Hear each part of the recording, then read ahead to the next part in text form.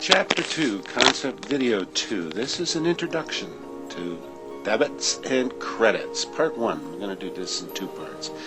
First part, we're going to look at the account as a basic classifying and storage unit for an accounting information system.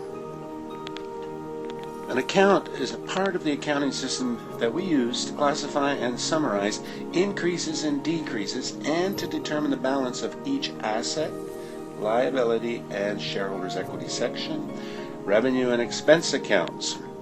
Firms set up accounts for each different business element, such as cash, accounts receivable, accounts payable, revenue and expenses. Every business has a cash account in its accounting system because the knowledge of how much cash on hand is very useful.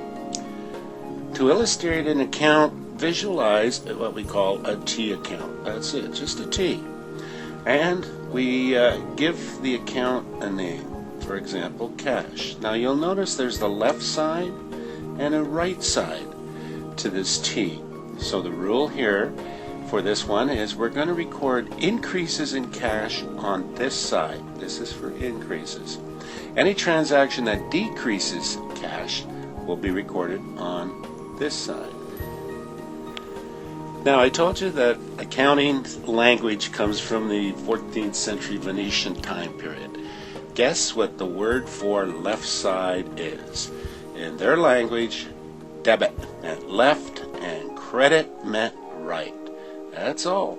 So on the T account, this side is called the debit side, and this side is called the credit side. Debit is Old Italian for left. Credit is Old Italian for right. Now, people who have trouble with accounting confuse the word credit because credit in the English language now has other meanings. You have good credit, you have bad credit, I give you credit, I don't give you credit, and so on.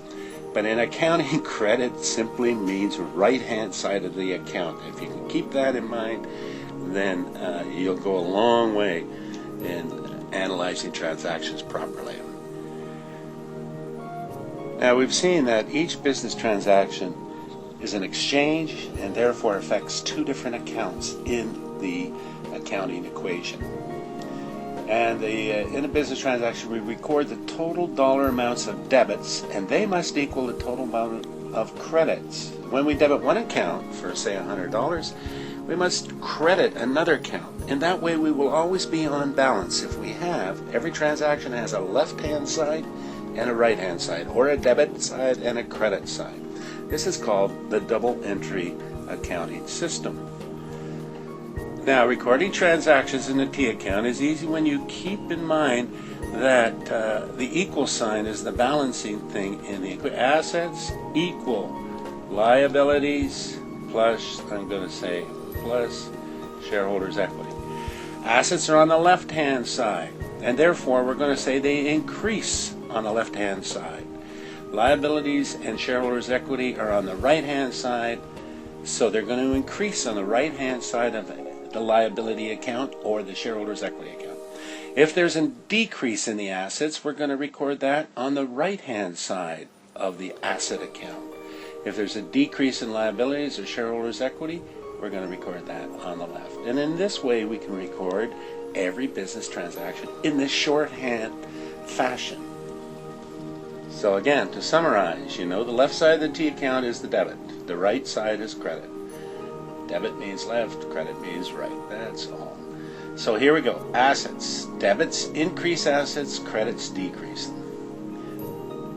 In liabilities, we record decreases on the debit side, increases on the credit side. And the same thing here. Decreases on the debit side, increases on the credit side. And that's all we have to remember in recording every business transaction. Keeping these 2 rules in balance at all times.